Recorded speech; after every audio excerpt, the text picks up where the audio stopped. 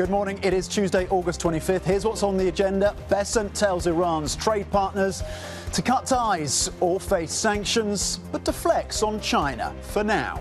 Canada prepares relief measures as its trade brawl with the US continues. And stocks turn positive after another chip sell-off on Wall Street. Absolutely, Tom. Let's start with that. Stocks turning positive. The Asia technology theme getting a little better through the night. And so that means we see a little bit of improvement in US futures and in European futures. We're up by around 0.3%. It's low volumes out there this week still, despite the fact we've got a lot of news to deal with. We're watching Bitcoin. We're watching gold. We're watching the bond market. We're watching anything to do with the dollar. We're also watching anything to do with the so-called debasement trade. How much of that is still left to play for?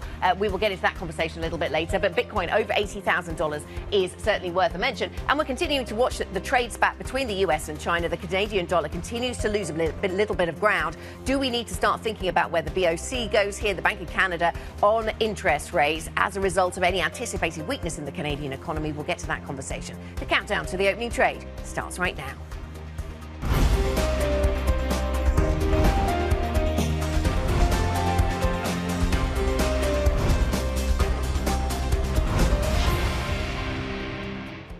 I want to emphasize that we are spreading out across the world as we speak, that you will see a wave of sanctions when you leave this meeting today, and you should expect that cadence to continue. And I would expect that you will see a major announcement of a financial institution being sanctioned by the end of this week. So the US Treasury Secretary in that hotly anticipated press conference yesterday promising to cut off, to sever economic ties between Iran and its major trading partners, unveiling sanctions on about 60 entities, saying there would be a time frame and a cadence to other measures coming through. The question still, not just for Iran, but for China and for the global economy is this a Treasury Secretary whose rhetoric, whose bark is worse than his bite? Are they going to follow through? And are they going to follow through specifically on China? Because he did not give specifics on Iran's major trading partner yesterday. That remains an open question. Yeah, absolutely. So 90% of Iran's oil goes to China, of course, and that puts China front and centre when you're talking about cutting Iran off from the rest of the global financial system, an Operation Economic Outcast, as it was called by the Treasury Secretary. And so the question about China, and you rightly put this front and centre yesterday, Tom, he didn't mention it by name. He was asked, we'll play the sound later, he was asked very specifically about Chinese banks. He said nobody is above sanction and suggests that quiet diplomacy is happening. So is there some suggestion that conversations, not just with China, but importantly with China, are taking place about the extent to which they're prepared to weigh in on the Chinese banking connections with Iran, or perhaps on the teapots, the privately owned refiners, because the state-owned Chinese oil refiners don't actually touch Iranian oil. It's the teapots. And so to what extent is there any leverage there, any possibility of movement there, we wonder? And this is the key question. If this is a Trump administration really determined to bring severe economic pain to Iran, then China will be central to that. Interestingly, there had been a view that maybe this was a Treasury Secretary who would also outline some details around fiscal consolidation. We've been looking at the action, of course, the buyback plan from the Treasury and the focus, of course, on the run-up in yields. And we had been expecting, the Treasury Secretary had promised that he would be speaking about that at some point. That didn't come through yesterday. There was criticism, though, from some of his former partners, people he's worked very closely with, including, of course, Stan Druckenmiller, who has been writing in the Wall Street Journal, criticising that planned buyback plan from the Treasury and the planned manipulation, essentially, of and repression of financial conditions. And that criticism came through pretty clearly. Yes, so Druckenmiller with that comment, Citadel Securities talking about financial repression, suggesting that this negativity around treasuries is just going to be pushed into the dollar market. It doesn't go away, it just gets moved by these actions. So we'll watch how that develops. So on all of those lines from Bessent then, we will watch how that bond story develops. Do we get any more on fiscal consolidation from the United States? And we'll watch what China says in relation to anything to do with Iran. What message will there be there? Is the Xi visit still on?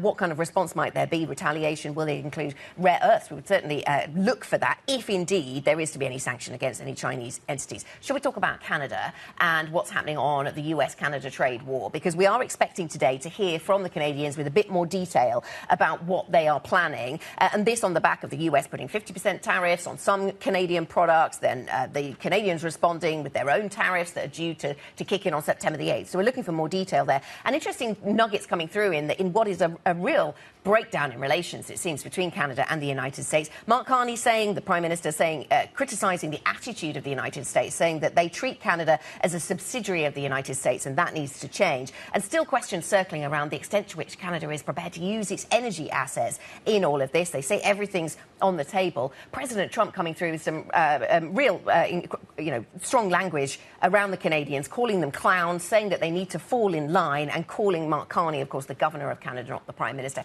None of this sounds like this is going away in a hurry. No, and the Canadians are putting in place then a package of measures that they're going to unveil later today that are being referred to and compared to COVID-era measures in terms of loans and support, particularly for those unemployed. This could be impacting up to 90,000 workers on some estimates, according to some who've been looked at the economic impact. This is 50% tariffs on $20 billion worth of trade. And the war of words is there, not just between the Prime Minister, but also the leader of Ontario, Doug Ford, who's been trading barbs with President Trump, calling him a dictator. President Trump's been hitting back with his own verbal attacks on that leader of Ontario. So the tension and the ill will between these two sides is apparent. And as our colleague Valerie pointed out to us, there's a Treasury angle everywhere, and there is a Treasury angle in this. So we often talk about how, China has a lot of treasuries, Japan has a lot of treasuries. Well, Canada increasingly has quite a lot of treasuries. They are the fifth largest foreign holder of US treasuries, and that gap with China is actually closing. So as China's been dialing down,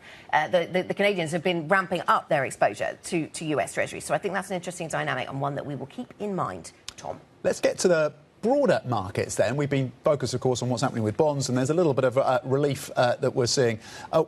So far, a bit of stability in terms of US Treasuries. On the equity market, though, the focus in the last 12 hours or so has been on what's been happening once again with the semiconductor space, particularly Nvidia. Now, the sentiment has turned, and you're looking at European and US futures. The Nasdaq 100 is currently up 0.5%. But what you're seeing with Nvidia is a 7-day losing streak for, obviously, the world's most valuable company. It closed down 2.4%. Yesterday. This is the longest losing streak we've seen since around September of 2022. Now, is this kind of pre-positioning ahead of the results and the earnings that come through, second quarter earnings for Nvidia on Wednesday, or is it something else? Is it continued anxiety? Interestingly, what you've seen over the last few days as well is the hyperscalers outperforming the chip names and the semiconductor names. So we'll see if that continues. And again, it could just be pre-positioning ahead of Nvidia. Typically, on the back of earnings, I think 5 times after the last 6 earnings stories, stocks have actually fallen. The Nvidia stock has actually fallen after results. So it could be investors kind of gearing up for that. And this is the big earnings story that punctuates our week, isn't it? It'll be tomorrow. Will be our focus running into the earnings, and then on Thursday with the sort of post-match analysis, perhaps. So that's the big earnings story of the week. And interesting to remind ourselves that this is a company that isn't as expensive as it used to be. I had to take a double look at this particular chart. Yes, I mean, it's the multiple is 18 times. This is 12 months forward. We're looking here. The ultimate is 18. The multiple is 18 times. It's been as high as 60. Just a few years ago, we were talking about this on a 60 multiple. So that's just a useful reminder of where we are on this kind of business as we head into this. Yeah, and there'll be a lot of focus on that 75% margin and whether or not they'll be able to preserve that, given they are hiking prices for some of their key customers. So that will be part of the mix in terms of the scrutiny on Nvidia with those numbers tomorrow. Let's talk about some of the guest conversations we'll have coming up on the programme. We'll be speaking later on in the hour to Henrietta Pacquement, Allspring Global Investments Fixed Income Chief Operating Officer. Lots to say about everything that the US Treasury is doing right now in the bond markets. Shanit Kelemen will be with us from 7IM, co-CEO. What does stock exposure globally look like right now, and what impact would higher yields in the US, if we continue to see that narrative, what impact would that have on stock holdings? We'll also speak to David Rees of Schroders, Global Economics Head. We're looking ahead to Kevin Walsh speaking at the end of this week. What's still at stake there when it comes to the Fed decision in September? What does he make of criticism from Druckenmiller and co. about what the Treasury is doing in the United States? We'll get to that as well. OK, here's what else to be thinking about throughout the day. Oman's foreign minister is expected to visit Tehran. We know conversations continue between Oman and Iran as to whether or not they can come to an agreement, at least between those two countries, around some sort of control mechanism around the Strait of Hormuz. So we'll be watching that for you. At 9 a.m. UK time, Germany's IFO Business Climate Survey will be dropping. We've just had some revised GDP data that's looking a little bit more positive for Germany, dropping in the last few minutes. At 1:30 p.m. UK time, we get the central bank rate decision for Hungary. At 4 p.m. UK time, as we've been discussing, Canadian government officials will hold a press conference to unveil a range of measures in response to Trump's tariffs. And today, really crucial for Germany, Volkswagen's CEO to address staff on cost-cutting plans. Will be across that story for you as well. Yeah, we'll get more on that later in the programme. Coming up then on that, Volkswagen CEO Oliver Blume is set to meet workers today over his plans to radically shrink the car maker. We will go live to Germany to discuss what's at stake. He needs to bring on board the unions and the state in which their big operations take place, and so we will watch that story carefully. Plus, one of London's biggest landowners warns rising temperatures and antiquated planning rules are hurting the appeal of the city's luxury properties. Some beautiful properties then that are less popular now with home buyers because of the changing climate. More on that later in the programme. Up next, we will talk to Derek Halpenny, Global Markets Research Head at MUFG. The dollar, the Canadian dollar, the euro, all in focus. If you have questions, please do get in touch with us. IB plus BBTV Go is the function to use on the Bloomberg terminal. This is Bloomberg.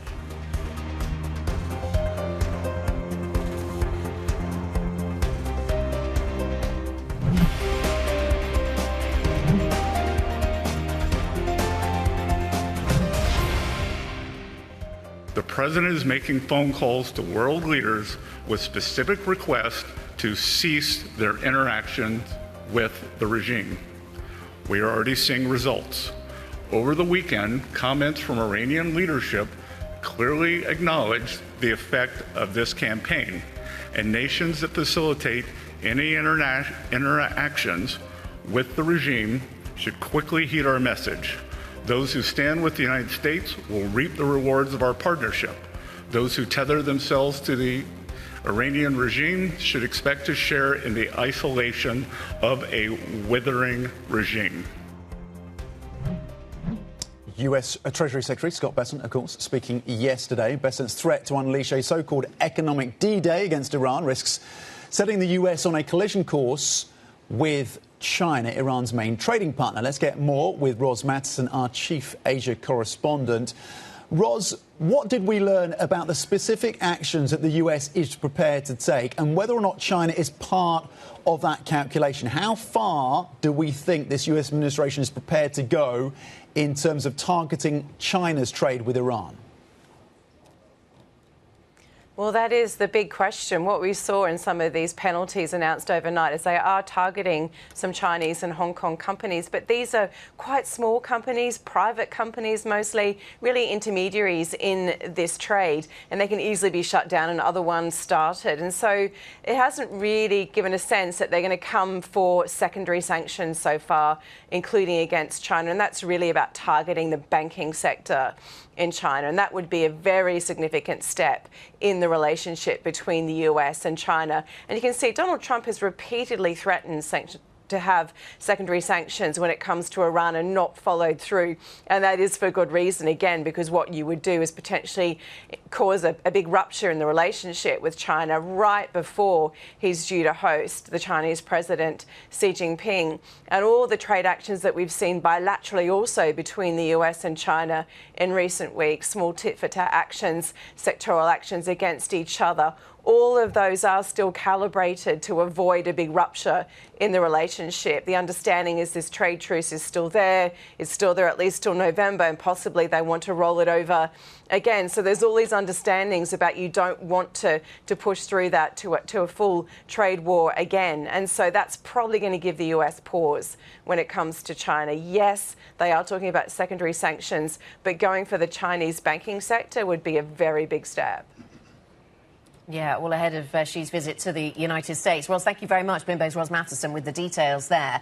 Now, the dollar is holding on to gains today after Treasury Secretary Scott Bessent said the US will then cut Iran off from the global financial system, underscoring perhaps the greenback's central role in trade and boosting its haven appeal, at least in the short term. Joining us for more, Derek Halpenny, Global Markets Research Head over at MUFG. And Derek, good morning. Good morning. Is that sort of short term versus medium or longer term that I wanted to ask you about with regard to the dollar? Because as we see the US administration continues to be willing to use the dollar system in this way, yes, we might get a short-term boost to the dollar at times of tension, but does this continue to undermine the dollar more into the future? What's your take? Well, it does bring back the weaponization of the US dollar, and this is definitely another example of that. So I think, yes, I would agree. I think over the medium to long term, it's another reason for justifying de-dollarization and the continued gradual diminishing role of the dollar and the decline in terms of global reserves. I think this is all about exerting pressure. And I think the market reaction, which is pretty muted at the moment, I think is understandable because I think it's exerting pressure. The steps that have been taken have been pretty minor. To go more on a systemic approach on impacting dollar liquidity in China would be monumental.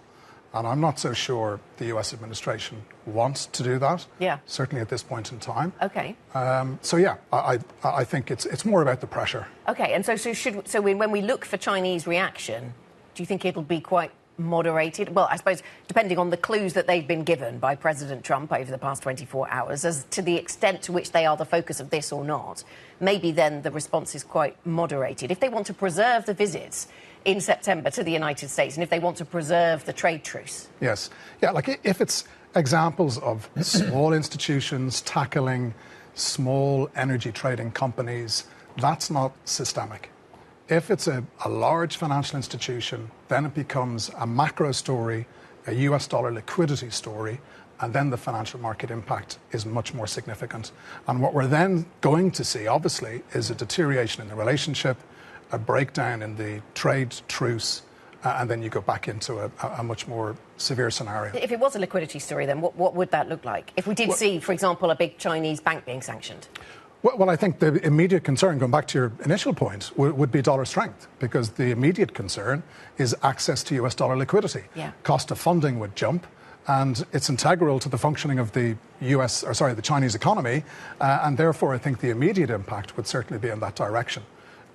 To your point again, over the medium to long term, I think it would certainly have negative repercussions. And Derek, your first answer, you talked about the debasement kind of angle around the US dollar. What is the biggest catalyst around that debasement story? Is it the use of the dollar in these kind of pressure campaigns and these trade tactics, in these unilateral actions by the US? Is it the fiscal deficit story? Is it the Treasury's willingness, seemingly, to intervene in the bond markets? Is it what Kevin Walsh is doing? What is the biggest factor that's kind of feeding into that debasement trade right now? Well, I think it's between the US Treasury actions and the Federal Reserve. So, the definition of debasement is the authorities implementing or not implementing policies that are therefore resulting in the depreciation of their own currency. So there's a benign neglect or there's intent in wanting to weaken the US dollar. So when you look at what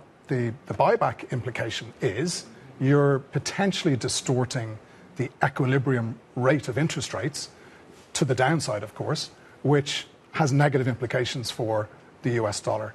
You look back to the joint intervention between US and Japan and this call out for Japan to use the FEMA repo facility. We all know the intervention was more about the US Treasury market and getting yields down or not pushing them higher. Again, the net impact of that is negative on the US dollar. And therefore there's this perception that the Trump administration have more important policies to deal with, and if the net result is a weaker dollar, that's fine. What does Kevin Walsh have to do and deliver on Friday to restore credibility? Well, he's either going to step up and provide greater clarity and more evidence of forward guidance, which the risk there, of course, is he looks beholden to the US Treasury, because his strategy so far has been the opposite. Or, secondly, he gives us more of the same. The risk of more of the same, of course, is that we get a further sell-off in the long end of the curve. And then that creates How tensions. pronounced would that sell-off be if we get more of the same? I'm not so sure just on the back of one speech on Friday that we're going to get a big sell-off. Obviously, it depends what he says. But if the markets are disappointed in terms of him not stepping up and being very strong in terms of taking action to stem inflation risks, then I think certainly you could get 30-year yields back, possibly breaking above the high that we had last week. Derek, what's at stake in Canada right now? And, I mean, we look at this through the lens of the Canadian dollar, the Bank of Canada, and what might happen to the Canadian economy, or through any other lens you prefer. I was mentioning their Treasury holdings earlier on. I mean, what are you watching when it comes to the Canada dynamics? Well, how much of this actually is realised? Now, we've had the realisation of the 50% tariff over the weekend. We'll get a retaliation from Canada this week. The auto sector... it would be a game changer in terms of the importance of the auto sector for Canada and its exports into the US. That's effective 1st of January 2027. So, again, there are midterms, but there is time. Yes, there is time. And again, this is about exerting pressure. We all know how Trump approaches these negotiations. So I don't think the market reaction is necessarily going to be that significant at the moment. The Canadian dollar was strengthening quite a bit going into the breakdown of the negotiations. It was the third best performing currency in August in G10 before the breakdown. So we've got some reversal of that as the optimism has faded. But, you know, ultimately there's still a little bit of time. But if those tariffs were implemented and we get further retaliations, I would certainly expect dollar CAD to be well above the 140 level.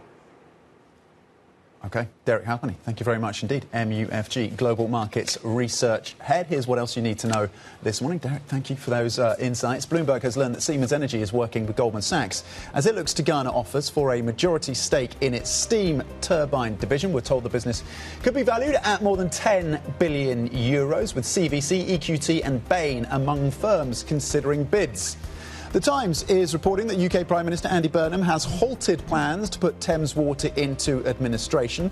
The newspaper says Burnham has suspended the move because of concerns over the cost and legal risk. Thames Water is the UK's largest water and sewage company and is laden with billions of pounds of debt. The Times says the government is assessing whether there is a viable option for a special administration regime. And UK Prime Minister Andy Burnham says he and other European leaders plan to travel to the US next month to lobby President Trump on Ukraine. Burnham's comments coming as he visited Kyiv on his first international trip since taking office. He told Bloomberg that European leaders are considering a meeting around the UN General Assembly in New York with a view towards securing the US Patriot missiles ahead of Ukraine's winter. And the Prime Minister of Ukraine, Zelensky, of course, has made it clear that they need hundreds of Patriot missiles. Russia has pushed through punishing strikes on Ukraine in recent days and recent weeks. And partly that is a result of Ukraine's inability to properly defend its cities now because it's short of those Patriot missiles. So clearly there is a response coming through from Europe and the UK is trying to play that role. The question is, does the US have the inventories when it comes to additional Patriots to be able to supply those, and are they willing to do that? Yes, and Andy Burnham is the new UK Prime Minister facing the same challenge that many other European leaders have for some time, trying to focus President Trump on what's happening in Europe between Russia and Ukraine, Russia's war on Ukraine, and trying to focus that attention there rather than on Iran, which, of course, for understandable reasons, is where President Trump seems to spend a lot of time and energy and focus. Interesting then to watch whether Andy Burnham will have any more success than any of the other European leaders in trying to persuade President Trump. We were just looking at images there coming to us from Ukraine just in the last day or so. Coming up on the programme then, Ascot Bessent stops short of introducing new bond measures. We will look at how fixed income is responding with Allspring Global Investments, Henrietta Pacquement. That conversation coming up next. We'll take a look at what's going on bond markets and get into that narrative. This is Bloomberg.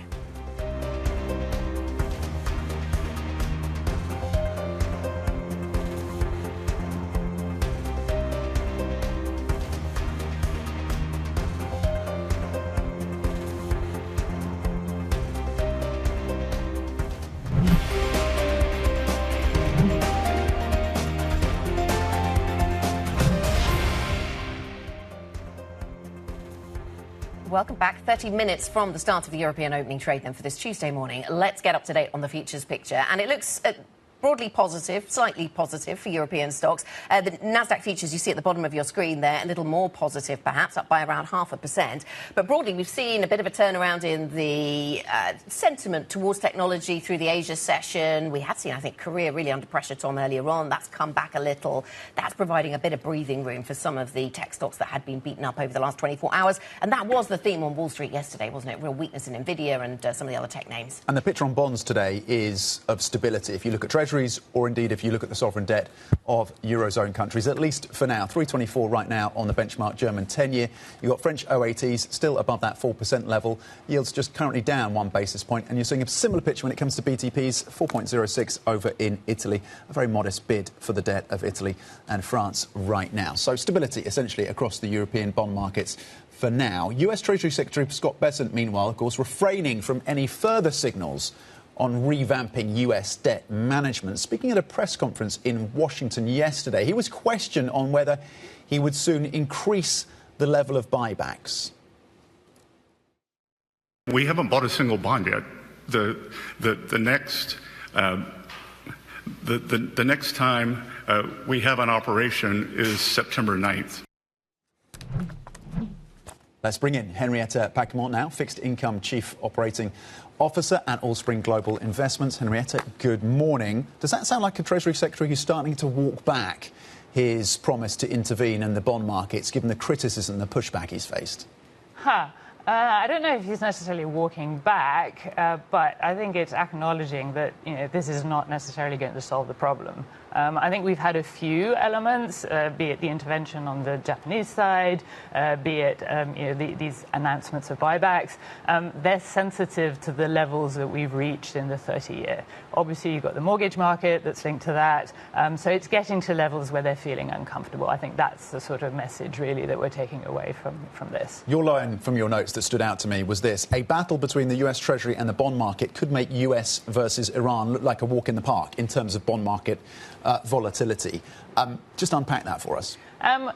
Obviously, we're talking about the bond markets Yes. in this context. I think what's interesting to see is that investors do care about deficits now. They are caring about debt dynamics, and you've also got a stock dynamic, and we can maybe touch on that a little later. So it is a sensitive point, and we've seen other markets suffer from some of the volatility that you can see particularly in the long end of the bond markets.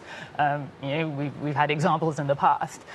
Obviously, we're talking about a different dynamic. The size of the Treasury market is different, but we have had liquidity pockets, right, and liquidity issues historically in the Treasury market. So I think they're very sensitive to that. Does this make things harder for Walsh when he speaks on Friday? Because if he seems to give more as a result of this, does it bring into question independence? And then again, if he sticks to his saying little line, that also disappoints. I mean, what's a winning strategy for Walsh here? I think it's tough, to be honest, for Walsh. I think it is sort of building up expectations for Jackson Hole towards the end of the week. And you've got this sort of funny dynamic where you've got a quiet Fed that's letting the markets guess and sort of say, look, do your thing. And then you've got the Treasury that is more active than it has been in a while. So I think investors are certainly figuring out that dynamic and what it means for the long end of the bond market. And what do you expect to see at the long end of the bond market? Are you expecting no more fiscal consolidation news of note from Scott Bessent? I think he flagged last week that maybe there was something like that to come, but we didn't see any yesterday. I mean, maybe that's still coming. And would you expect that to have a significant impact at the long end? So I think, talking about the debt dynamics, talking about the deficit would have more of an impact of buying here and there in the long end. And you'll have less of a distortion effect because in a way, he's addressing the symptoms. He's not addressing the cause. I think the cause is really really the sort of stock, the deficit, the issuance that we've talked about. So I think that would be a much more potent impact in terms of stopping the rise of yields and even maybe getting those yields down a little bit. But it's tricky, right? Given the political environment at the moment and some of the efforts that they've tried over the last since the arrival of the administration that haven't really made a dent in that deficit. 475 is a critical level for the 10-year, you said. I think 475 is, that's where they started talking. That's obviously a level that sort of makes them uncomfortable. And I suppose, the next level that you're looking at afterwards is 5%, right? OK. We're at 470 right now. You talked about issuance and you talked about you've touched on the role of the AI companies, the tech companies issuing into this market. It's been one of the factors to think about when it comes to higher yields for treasuries. Where are we in this? Where are we in that story? So I'd say we're still early days in that story, right? Certainly in the financing of it. This is going to be a multi-year process. And the markets can digest that? And we're going to have to see if the markets digest that. Really interesting to see the credit markets at the moment. Spreads incredibly well behaved. And then you have that blip, which is all around your sort of hyperscalers and the AI story, where we've had, in some cases, high yield-like moves on investment-grade companies. If you look at their balance sheets, we were talking about that just before we started, the balance sheets are fine. So it's more of a sort of stock. It's the fact that investors know that there's more coming, and they probably don't want to sort of shoot all their bullets at once. So it's a sort of two-tier market, Correct. Is it, for corporate credit right Correct. now? And the hyperscalers are having to pay more for their debt, but not because people are worried about its viability, but just because there's a lot of it coming. Is that correct? Is that right? Correct. And they know that you've got another one just around the corner. I do think that there is an element of these companies changing nature. Obviously asset light historically and moving into sort of more of an asset heavy space. So they are evolving. They're issuing in size. So we'll have to sort of see how that evolution happens. We sometimes think about that. What's the limiting factor on the data center rollout? And sometimes it's as simple as you can't get enough people to build the thing. Can you get enough staff to builders to actually construct them? But is it maybe the financial market's willingness to fund it in a hurry? Is that also one of the limiting factors? I think it's something to bear in mind for the hyperscalers, and I think that's why they're looking to diversify their sources of funding at the moment. Right? They are hitting every market. They're hitting the different currencies. They're hitting the IG market. In certain cases, high yield. Where it's relevant, and they're also going to the structured product market. And you've got the sort of cross funding across. So they're really looking to have as much diversification so they can do that build fast because they know that the sort of competition is at their heels. Henrietta, before we let you go, where are you finding value, either in credit or in sovereign debt? So I think the most interesting part in the fixed income markets at the moment is the fact that there's a lot of income. Right. So for investors that are looking for yield, for investors that are looking for that sort of coupon clipping, there's plenty of that about. Yes, spreads are tight, but government bond yields offer opportunity. Structured products, same thing, opportunity. So I think it's a question of picking your places in that sort of yield that is available, and really looking at your real yields as well. Because would you go for US 30-year with that in mind? I think the dynamics are going to be pretty hard in that longer end of and you don't necessarily need to go there to get yield at this point in time. Henrietta, thank you very much indeed. Henrietta Pacquement, Fixed Income Chief Operating Officer at Allspring Global Investments. Some investors, meanwhile, seeing buying opportunities if yields at the long end of Treasuries continue to rise. Take a listen. If we see 5% on Treasuries on the 10-year, I would tell you that is a buying opportunity. The 30-year, however, historically has traded much more on inflation concerns. I don't see us going to 6% on the 30-year, and if it does, I would take the opposite view and I'd back up the truck, and I'd buy a lot of 6% 30-year Treasuries. OK, that was Anne Walsh, the Guggenheim CIO, speaking to Bloomberg. We're going to have more on the bond market and discuss where Treasuries go from here. That is coming up next. This is Bloomberg.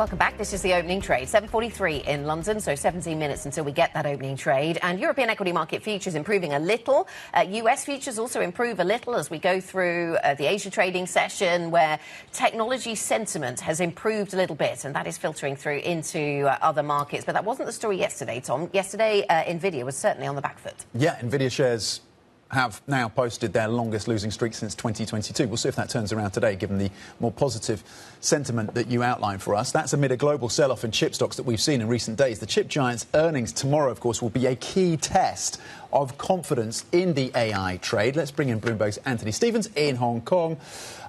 Anthony, talk to us about what's been happening with Nvidia. I mean, it's pretty cheap on a kind of an earnings basis right now, and yet it's been on this run of losses. What's been underpinning that? Is that pre-positioning ahead of the earnings tomorrow or something else?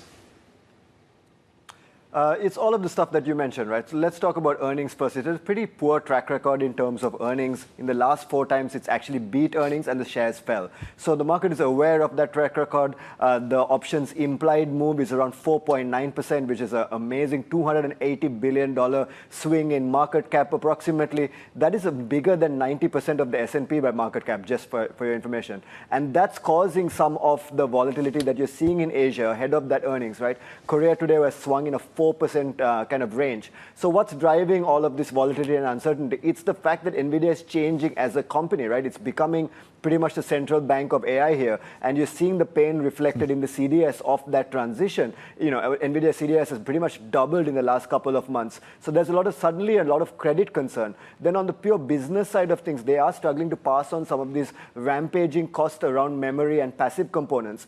Those two things have really ramped up the Taiwanese and Korean stock markets, but maybe we're reaching a point of price sensitivity on the part of the customers, which are the hyperscalers. Now, the hyperscalers have gone off and started to build their own chips, which are gaining market share and gaining supply chain. So there's a lot of cross currents here with Nvidia, what they say in terms of the guidance around their new chips, and also some of their more cutting edge kind of developments around open source development, the new Grok chip, and some of the new architecture that they're rolling out. That's going to be very interesting to the market. The market is looking for extreme levels of detail, not the high growth numbers that it's been used to. People want to know the granularity of the direction the tech is taking and how defensible are these 75% margins at Nvidia. Okay, and Nvidia, the central bank of AI, is a nice way to think about it, Anthony. So we're witnessing a changing role for Nvidia. Are we witnessing a changing role for the dollar as well? And of course, we focus here on what we've seen with Bitcoin over recent hours and days, and back over 80,000 on Bitcoin. Is this sign of optimism returning to the broader crypto market, or is this just the anti-dollar trade? Well, the Bitcoin faithful feel very validated here, right, by what the Treasury is planning to do with long-end yields. That's what they've been saying for a long time, that the market does not have any kind of understanding of how debased the U.S. currency can get if they decide to go on a fiscally expansionary spree. And that is being validated in the short term by the actions of the Treasury. The fact that they're using the Treasury General account now to show up long-end yields is the kind of thing crypto commentators really love to lean into. And also on a more fundamental basis, that leaves the dollar as kind of the release valve of the kind of implicit easing capping yields delivers, right? So as a result, the fact that the U.S. can no longer, increase short-term interest rates as aggressively as maybe they should is feeding into dollar weakness everywhere. And the most aggressive way to play short dollar is through Bitcoin, given that you don't have another central bank on the other side to worry about.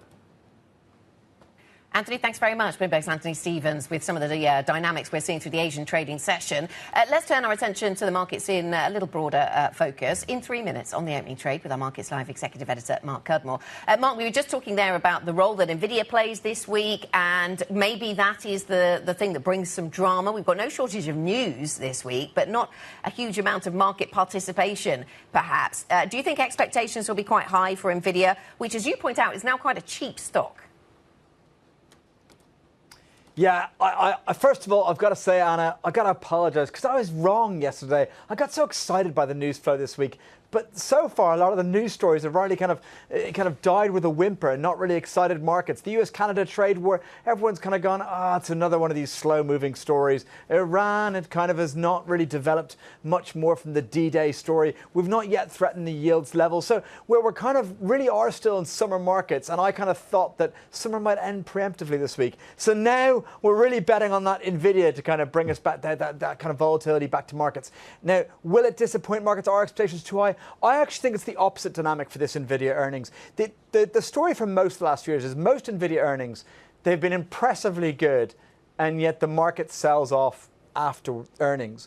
I actually think that, Nvidia is now at the other end of the spectrum where it is already quite discounted. It is making that transition as an AI name, as Anthony perfectly kind of outlined, which means it's a slightly different play from a few years ago. But it's still a company which is making a lot of money. Now, it might be worries about where it's planning to allocate that money, as Anthony put it, as becoming the bank of AI is becoming more of a worry. But I still think it's going to emphasize that the AI capex bubble is still in the inflation stage, and ultimately that is supportive. So my mistake yesterday was saying that, not that I expected wild volatility, but I thought we'd get more volatility with a negative skew. We've got a little bit more volatility. I think that might continue.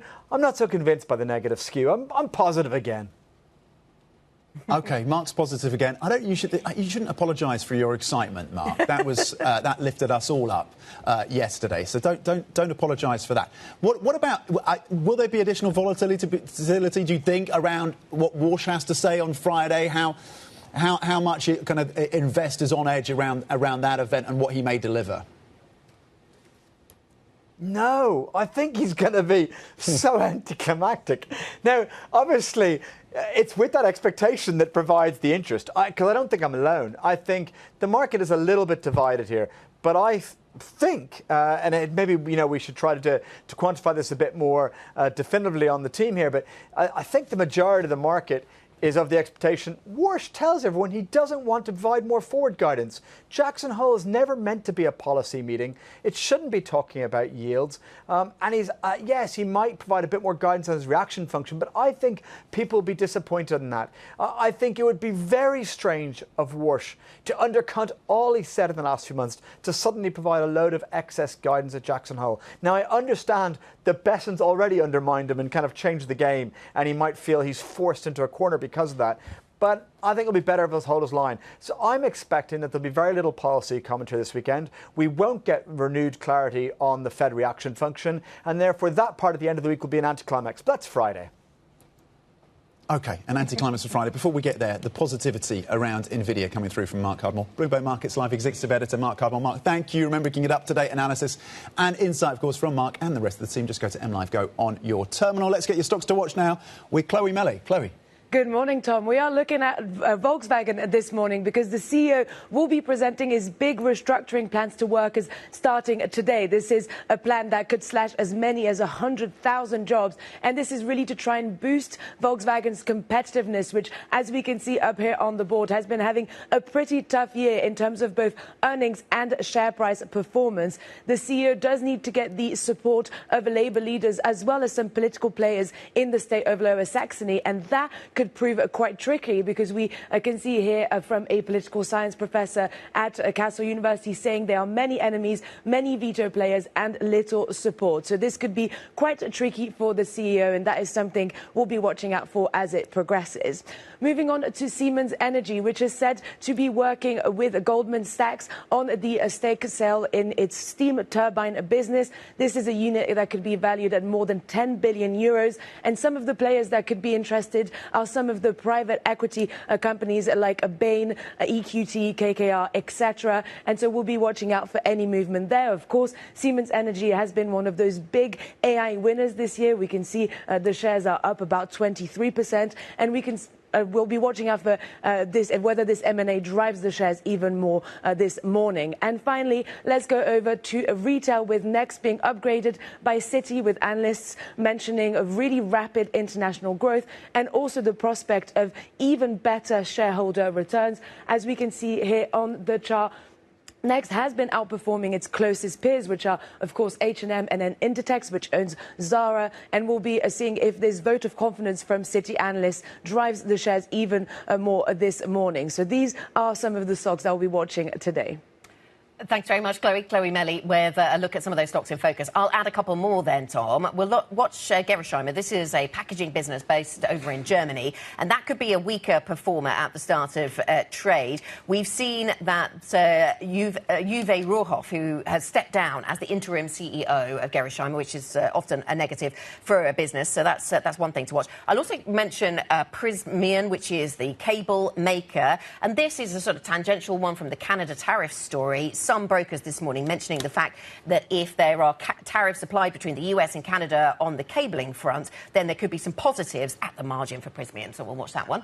Airbus as well, called lower in some of the early calls on the back of a report around Spanish workers potentially going on strike. So watching Airbus as well. Interestingly, European futures pointing high by 0.3%. It was a flat day for European stocks yesterday. In terms of the commod space, energy is now down in terms of oil. Oil's down 0.8%. So you're back below $92 a barrel, 91.40 on Brent.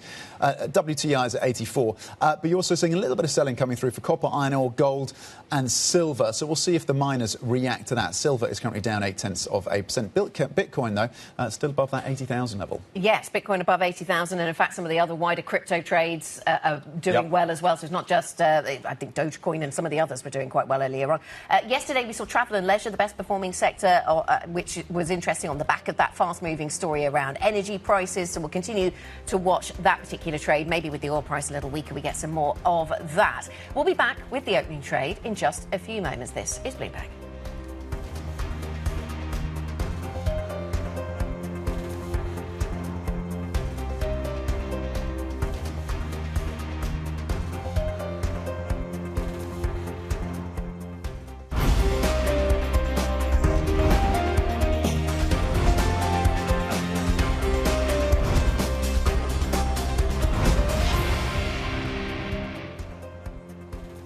This is the opening trade. A few minutes to go until the start of Tuesday's trading session. We're still quite low volumes, everybody, so perhaps congratulations for being here through this month of August. We have plenty of news to deal with, but not a huge amount of volume, maybe fewer participants than usual. Not sure yesterday's session in the US tells us anything very helpful about where we're going. You can see when Europe closed up, which is where this yellow line is. After that, we didn't move very far in the US session. So the futures picture for Europe doesn't take a huge amount from this, but we did see sentiment improving towards tech names in the Asian session, and perhaps that is behind the more positive picture that we have coming through in the European futures picture. So we'll show you that, and it is just at the margin, but we are seeing something a little bit more positive today, so we'll see how that develops. DAX futures in particular up by 0.4%. We've got a lot of set piece events coming through this week. We've got the Nvidia earnings story that comes tomorrow, doesn't it, Tom? That's going to be an area of focus for us, all building up towards Kevin Walsh later on in the week. On some individual names, and thinking of Germany as well, given the futures call on the DAX, we are focused on VW.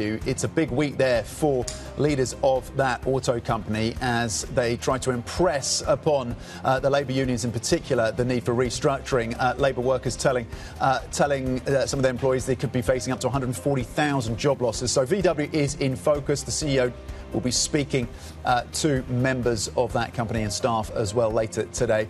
Siemens Energy in focus, apparently working with Goldman Sachs on potentially looking to sell a majority stake in its steam turbine business. So we're watching Siemens Energy. And Airbus on reports out of Spain that Spanish employees are set to start an indefinite strike. So Airbus also in focus, Anna.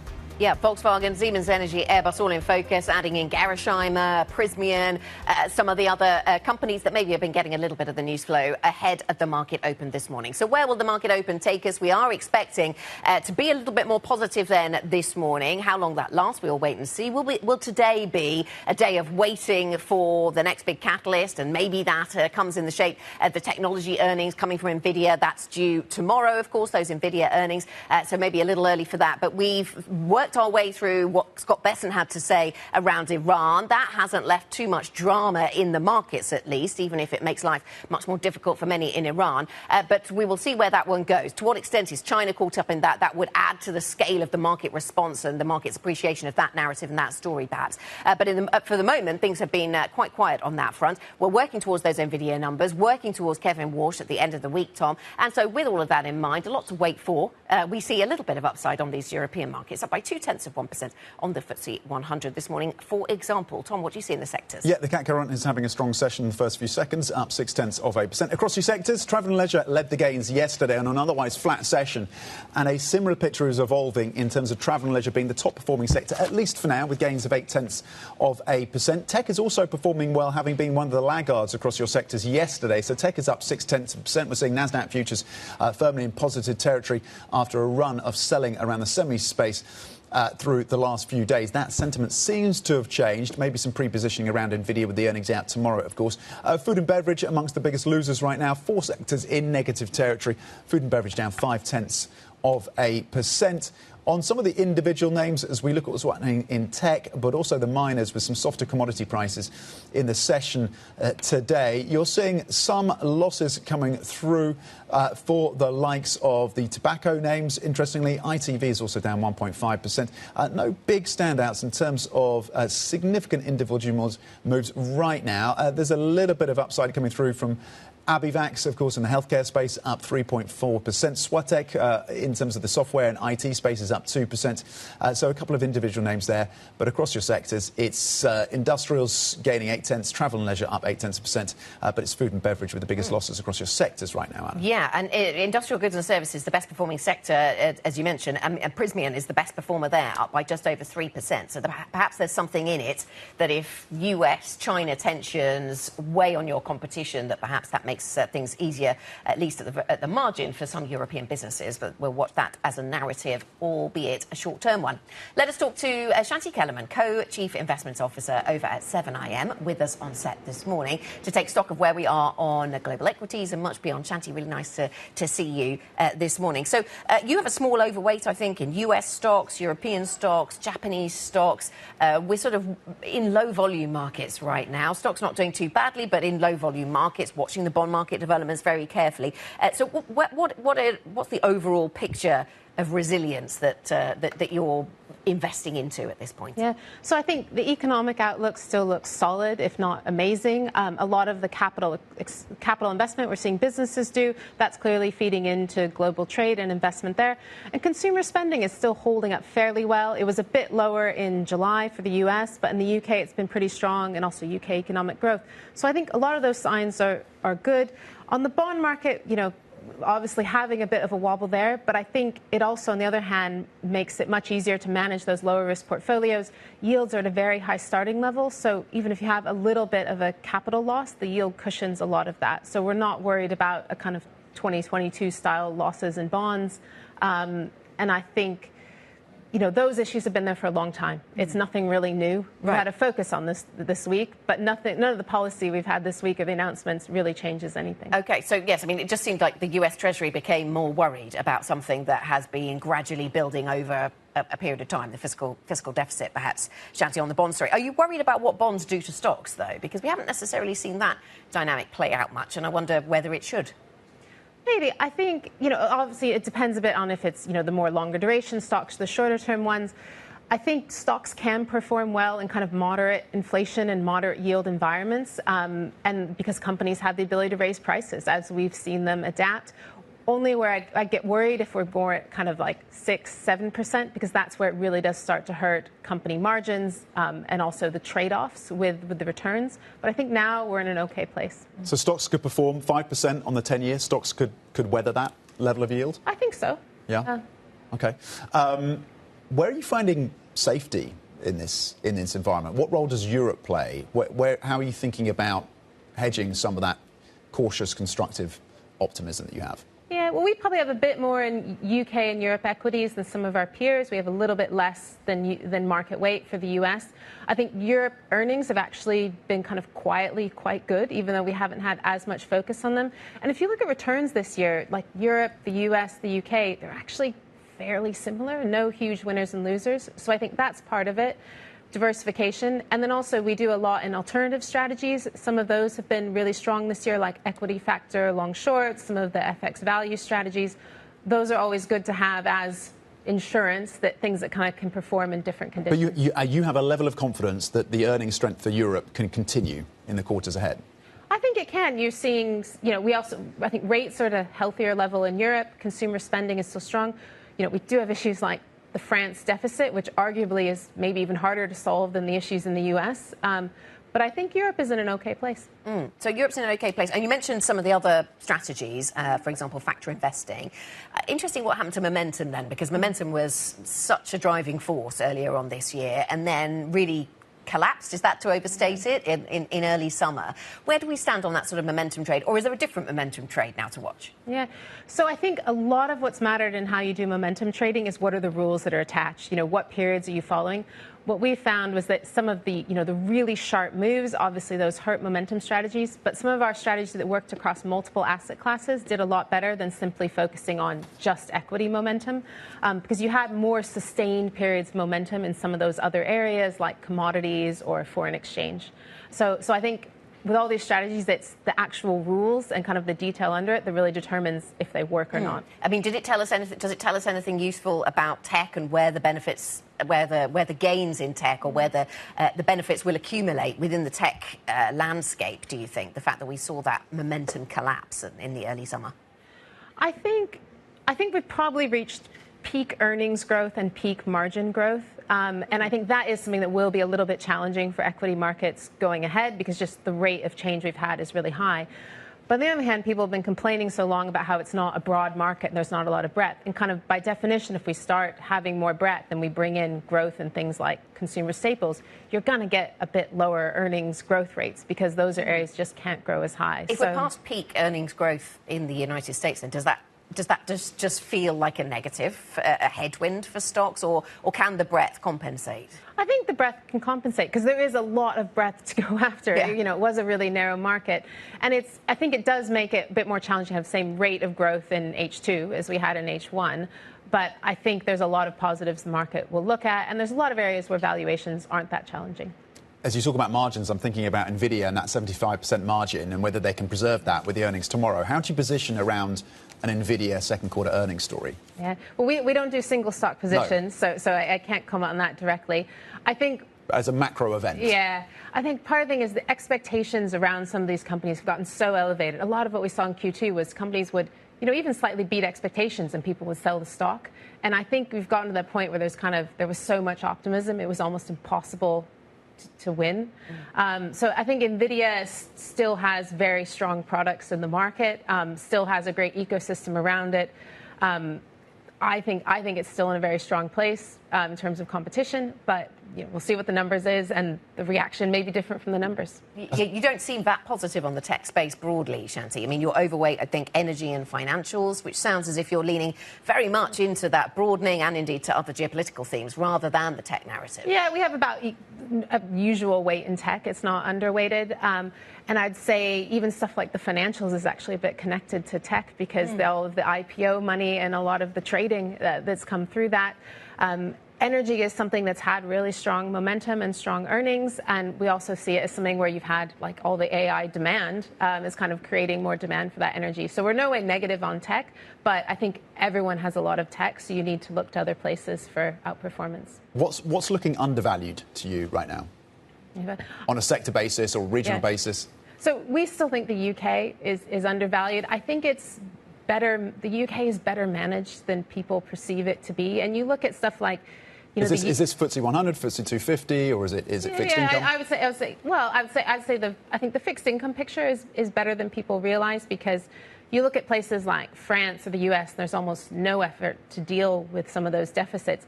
In the UK, at least, it's recognized as an issue, and that there are constraints that need to be, we don't always stick to them. We've recognized that we have a problem. We just recognize we have a problem. Which is the big step, big first step. And then I think if you look at some of those big UK, if we look at like FTSE 100, a lot of those are quite global companies delivering good earnings. The financial sector has been really strong there. You know, but the easiest way to start an argument with anyone is say the UK is doing well. So it's quite triggering, it seems. Yeah. Although we're quite good at therapy then, if we understand the problem. Let me ask you about China, and well, actually, it's more about what we've heard from the United States over the past 24 hours with regards to Iran, which takes us to China, because we've got the foreign ministry briefing taking place right now. China saying it opposes unilateral sanctions, warns they worsen conflicts, says the priority is to de-escalate tensions and return to talks, which I think is interesting, because if the US has been trying to bring China into this, it sounds as if they are not looking to escalate from those words. I mean, does that give risk assets some comfort? I don't think the U.S. has the backbone to really escalate things with China. All the actions they've taken have been moving away from that, and things like critical metals, rare earths, I think that's shown they just don't have the tolerance to go there, which is a good thing for the world. We don't want that or need that. So I would hope that's more a threat than something that actually comes through. I think the sanctions on Iran, sanctions lose their effectiveness over time, and if you actually thought they were effective, why wouldn't you have done that first rather than invading? So I think that's a bit of a non-event to me. Okay. A bit of a non-event. Shanti, thank you very much indeed. The US does not have the backbone when it comes to targeting China over Iran, and the UK is looking good. Shanit Kelemen, 71M Co-Chief Investment Officer. Thank you for your insights this Tuesday morning. Let's check in on the Core 6 right now to see how they are reflecting across the equity story. You're seeing some decent gains for ASML in the tech space, and tech is a sector that's performing this morning, having been under a bit of pressure yesterday and, of course, overnight in the US. ASML is up 0.9% then. Schneider Electric also gaining 1%, adding close to 3 points. We're watching that stock for various reasons. Nestle is currently down by 0.4%, and a decent gain as well for Novo Nordisk, of course, in the pharma space, up 2.5%. Let's check in on some of the individual stocks, some other names that are on the move. Chloe Melly watching those. Chloe? Good morning, Tom. We're seeing a decent move there for Siemens Energy after it was said to be working with Goldman Sachs on the sale of a majority stake in its steam turbine business, which is a unit that could be valued at more than 10 billion euros and could attract interest from a lot of those big private equity players like Bain, KKR, CVC, EQT, etc. And so it seems that the progress on this M&A process is driving that stock. We're up about 1.6%. Moving on, but staying within this sort of AI power equipment market, we've got the Italian cable company Prysmian up quite strongly this morning. We're up about 3% after UBS mentioned that the trade tensions between the US and Canada could actually be quite beneficial for the company. So that is driving that stock this morning. We are also in the green for the defense company here in the UK, Melrose. We're up at about 8%. This is a company that dealt with a storage tank incident back in May at a facility in California that has led it to pause its buyback. But then today, it said that it would actually resume the operations at the facility at the end of September. So it seems that this is kind of removing this overhang on that stock. It's kind of putting this behind it. And so that is driving those shares quite strongly this morning. We are also in the green for the house builder Vistry. Also here in the UK, we're up about 10% as the house builder is getting a funding award as part of this social and affordable homes program that was created by the new UK government. So that is going to be very beneficial for the company. And finally, let's end on a negative mover. We've got the packaging company Gerresheimer down quite strong. We're down about 6% after it said that its interim CEO would be stepping down. So this creates a bit of management uncertainty, and that is really weighing down the stock. Chloe, thank you very much indeed on some of the stocks on the move this Tuesday. Chloe Melly with that take. Coming up, the US threat of an economic D-Day against Iran puts it on a collision course with China, potentially. We've had some Chinese reaction to what we've been hearing from Scott Bessent. We'll bring you more context and more details after the break. This is Bloomberg.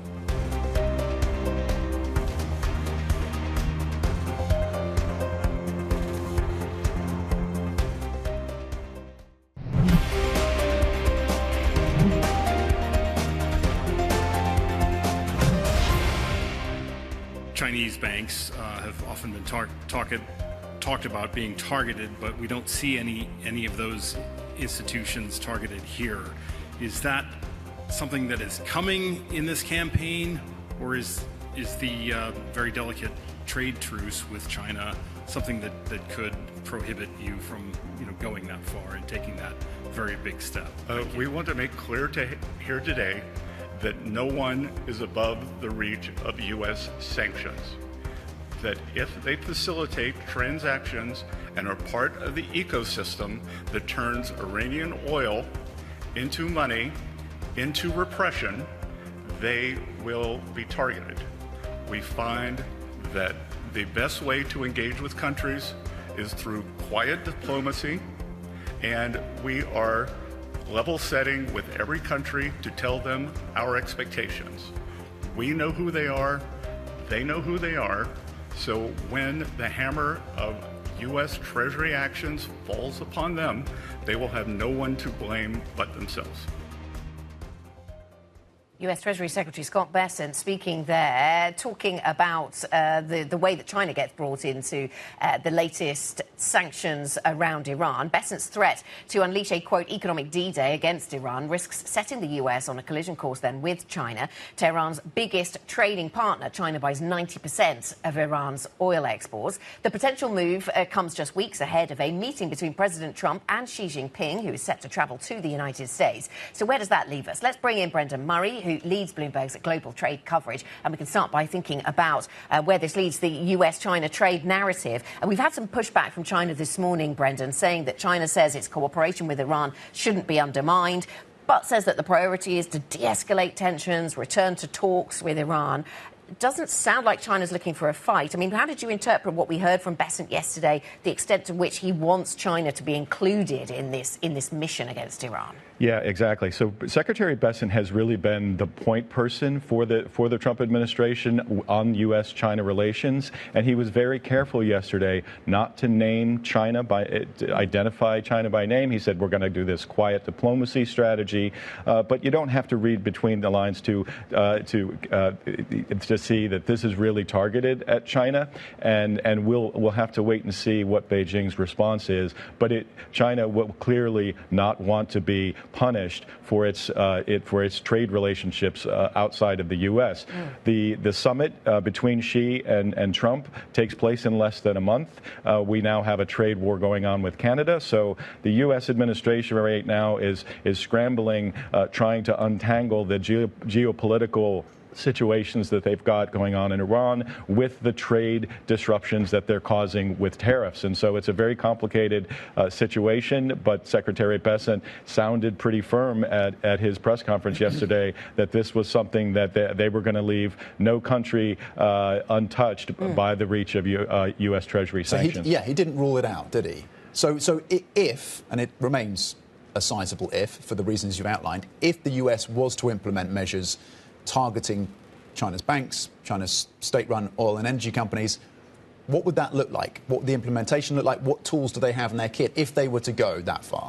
Yeah, I mean, look, China proved to the world last year, whether you were in Brussels or in Washington, that they have some levers that they can pull, the critical minerals, the rare earths situation. They can really bring some economic pain to bear. So we're heading into sort of uncharted waters with these secondary sanctions and the financial implications on the Chinese banking system that could come with it, but China has demonstrated, and Secretary Bessent would be the eyewitness to it all, that they can punch back as well.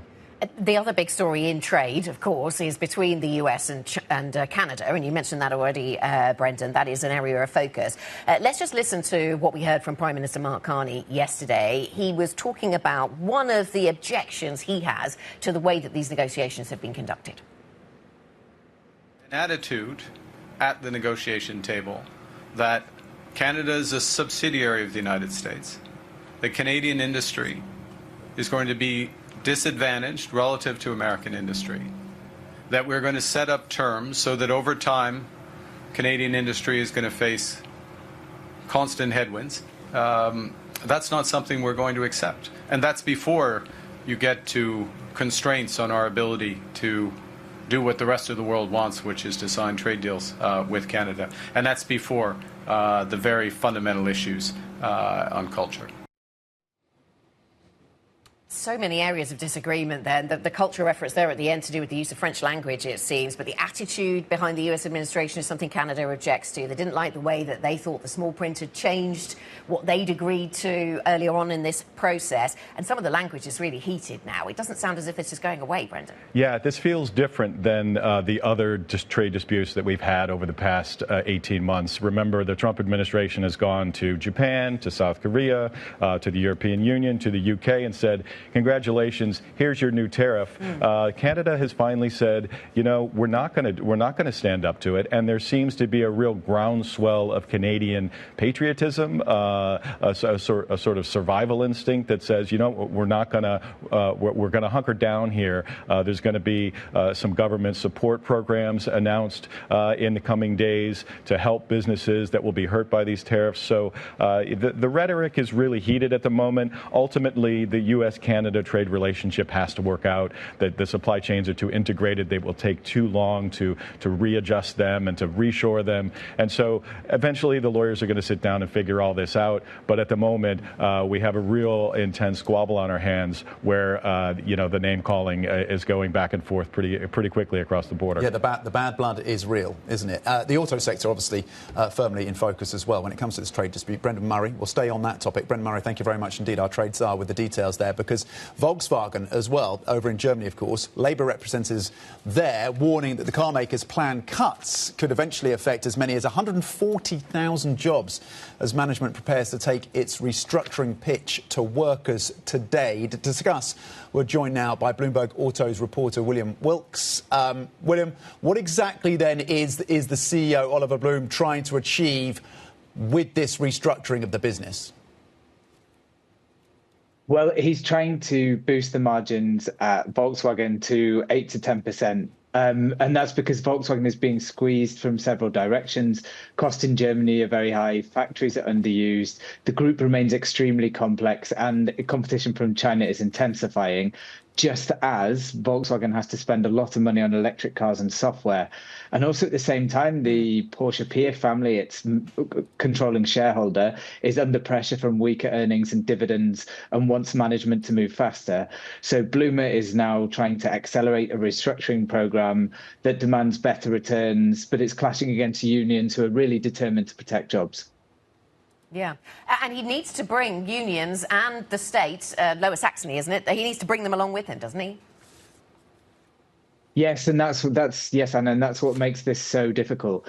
Labour representatives hold half the seats on Volkswagen's supervisory board, which is the body that has to approve this package. And Lower Saxony, which is a German state that has a shareholding in Volkswagen, has then an effective veto power over job cuts, because if they vote with Labour, then you can't pass anything against them, against that blocking majority. So Bloomer can't simply, unlike many other CEOs, can't simply impose a restructuring package from the top. He needs to win over the unions and also Lower Saxony, or both, which means the final package could look very different from what's being proposed today. OK, lots still to come on this then, William. Thank you very much. Bloomberg's William Wilkes setting us up for what is an important day for VW, and in a wider context, a really important day for the auto sector in Germany. How will VW make the sums add up? Coming up on the programme, one of Scott Bessent's early mentors comes out swinging against his bond buying plan. We will discuss this more with David Rees, who joins us from Schroders. We'll talk about the US economy and the bond markets a little further. This is Bloomberg.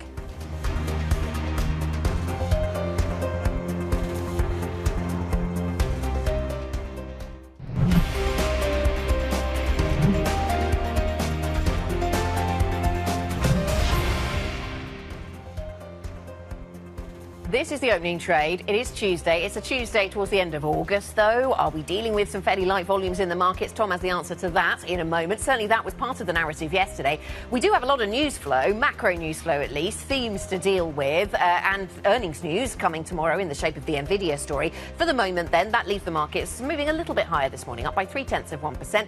Sentiment towards tech through the Asia session has improved just a little bit, and that's left the way clear for a little bit of movement higher. The oil price is a little weaker. That means some of the airlines can go a little bit higher. We have some weakness in the auto sector, but all in all, making modest gains on a fairly quiet Tuesday. Tom, what do you see? Yeah, volumes are a bit lighter, Anna, given where we are, of course, in the summer, down around 30% versus that 20-day average. In terms of individual names, you are getting the majority in positive territory, despite those lowest volumes, up about 390 stocks gaining so far. On the downside, about 189 with losses. Let's paint the picture and point out some of the individual names. On the leaders side, we've been talking about this cable maker then gaining close to 3%, listed over in Italy, seen as benefiting potentially, in fact, from the trade spat between Canada and the US. So maybe some further demand there for that company into the US market. Swatek, that ties into the tech story that Anna was highlighting for us.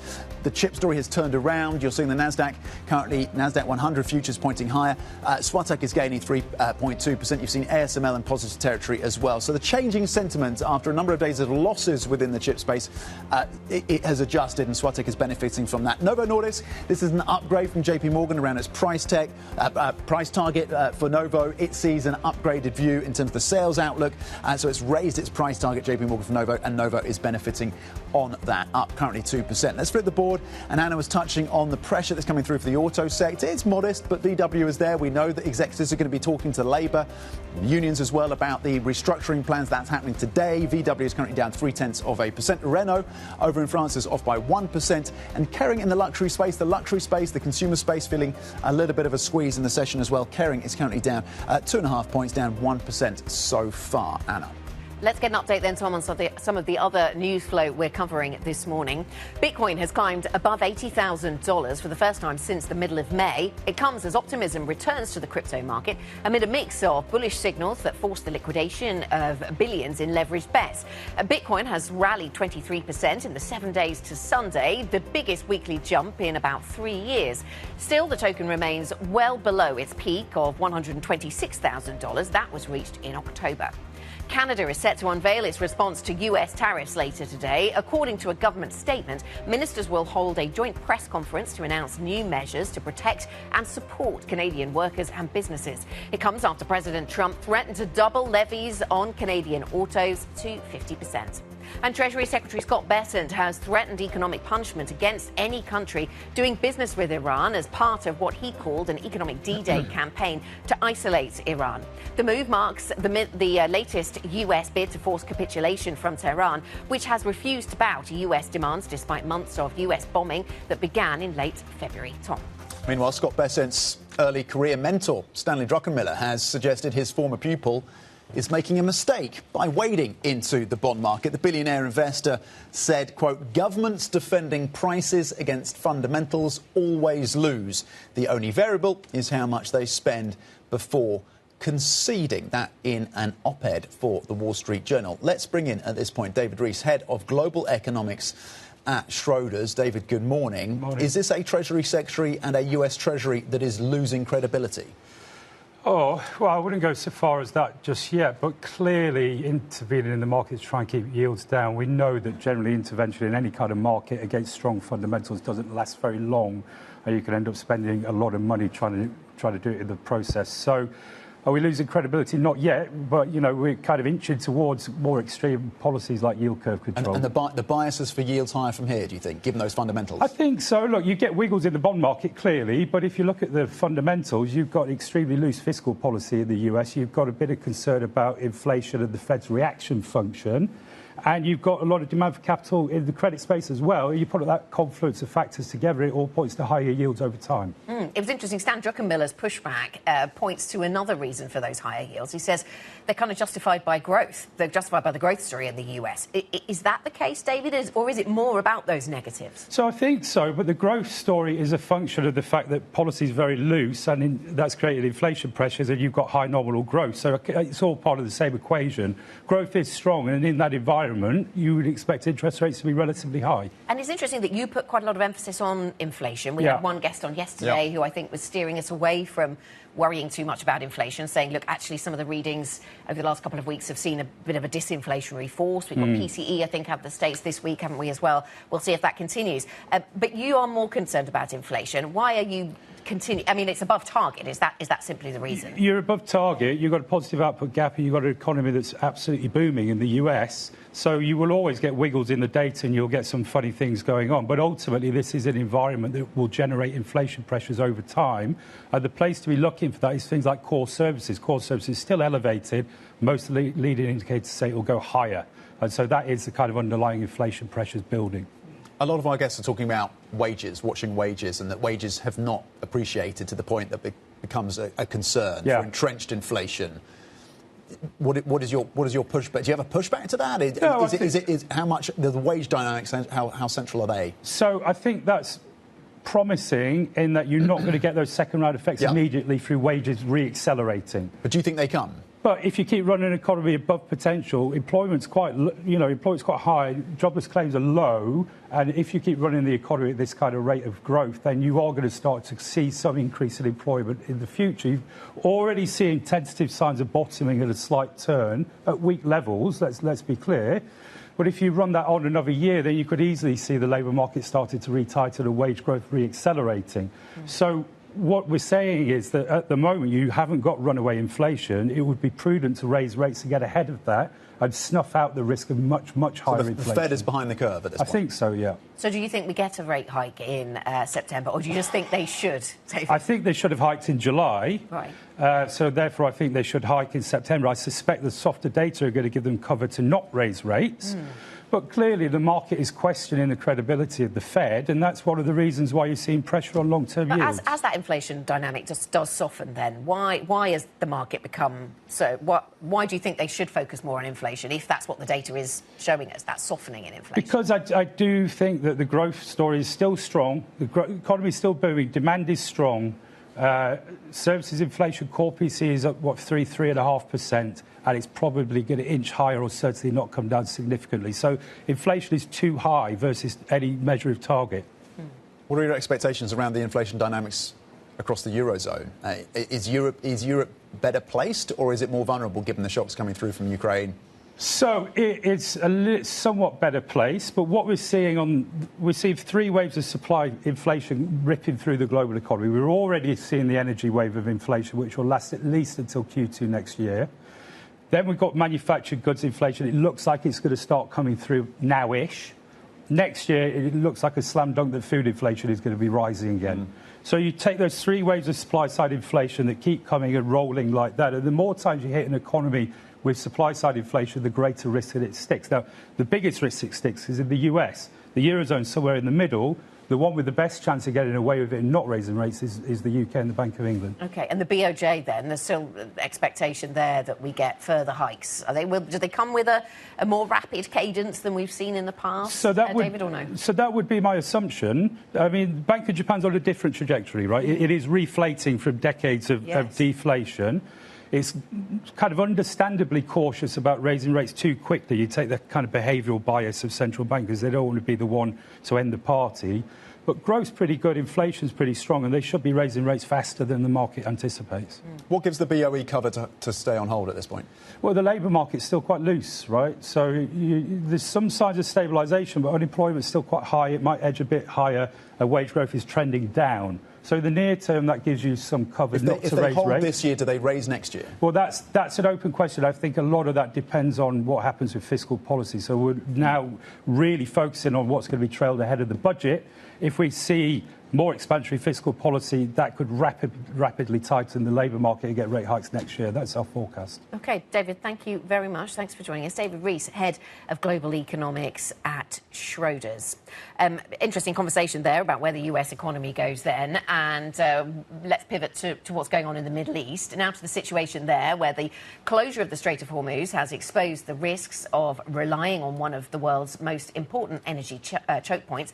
Despite disrupting roughly 20 million barrels of oil a day, the market has proved more resilient than many had expected. We've seen a special report from Bloomberg Intelligence that's been examining how the world has adapted and whether the crisis marks a turning point for global supply chains. So it's been no secret the world has relied hugely on that Strait of Hormuz to get oil? And have we maybe been more resilient in our ability to deal with the closure of the Strait of Hormuz, finding other workarounds, for example? Let's speak to Will Hares, Senior Energy Analyst over at Bloomberg Intelligence, who brings us the report now. Will, good to see you. So talk us through the current state of flows through the Strait of Hormuz, because I know there are workarounds, there are other ways of doing it. That's something we can talk about. But just in terms of how much is getting through the Strait, is it possible to say, with all these transponders off and blockade upon blockade? Yeah, so the Strait of Hormuz is neither fully closed nor fully open at the moment. We have reports from U.S. government officials claiming that up to 10 million barrels a day is flowing through the strait. We view that with a healthy degree of skepticism. It's not supported by publicly available vessel tracking data. And as you mentioned, all of these trackers have been turned off. So what it does suggest, though, is that more oil is flowing through the strait than we were previously seeing in the last weeks. And there's some degree of success that the U.S. Navy, military support, and convoy escorts are having on easing some of this crunch. Okay, how are the oil majors adjusting to the shock of Hormuz? And yes, there are flows, but significantly reduced is the takeaway. How are the oil majors adjusting to that as they try and ensure they have supply? So the oil majors have responded very, very well. The European majors have significant operations within the Gulf, roughly about 10% of upstream and their gas operations. But the price impact, the extraordinary refining margins we're seeing, and the volatility which has been captured by their trading units has proved to far more than offset the operational impact that they saw in 2Q. So the energy crisis flowing from the Iran war has really showed the value of the integrated model for these very large companies. And so we think that they are very well placed to continue benefiting, although probably on an easing basis into 3Q. Are we beyond peak disruption then, do we think? Because we've seen, Will, that these workarounds have involved a pipeline over to the other side of Saudi Arabia and boats picking up there in the Red Sea. We've also seen other workarounds that involve sending things through the UAE to Oman and ships not having to come through the Strait of Hormuz. So are we moving to a world now where the Strait of Hormuz is less essential? So yes, but I would argue that peak disruption, no. You can see from Tehran's recent comments that they don't want a single barrel flowing through the strait. I would argue that peak dependence on Hormuz we have hit in 2026. As you mentioned, companies, countries, all the Gulf states are moving very rapidly to diversify, de-risk, and detach their reliance on Hormuz through pipeline expansions, increased storage, new ports on the Fujairah coast, as you mentioned, in the UAE. So we think that Iran's leverage is probably at its peak right now, and it's only going to deteriorate and decline as this goes on and more diversity occurs from these companies. How does that all change geopolitics then of the region and of Iran's trading partners? Well, so you mentioned the trading partners and Bessent's threats to some secondary sanctions. We personally think that it's unlikely to be implemented. I think that this is a case where the behavioral outcome is induced just by the threat on China. So the geopolitical outcome, You think China starts to reduce its purchases of Iranian oil on this, on the rhetorical threat? So I think it could happen, yes. From the large Chinese state-owned companies, yes. Less so from the independent teapot refiners. More broadly, on the geopolitical outcome here is the state of the strait is anticipated to be intermittent. This is what most of the comments from the U.S. majors and European majors have said. This is what they expect moving forward. So that suggests that something like 5 to 10 million barrels a day may be going through the strait moving forward, but nowhere close to where we were before. Okay, this is this changed new world that we now live in, and the details of the analysis, of course, being brought to us by Will Hares and the team. Will, thank you very much indeed. Really, really fascinating, leading our global energy coverage at Bloomberg Intelligence. Coming up, switching focus because London's luxury property market faces a growing threat from rising temperatures. More on that story next. This is Bloomberg.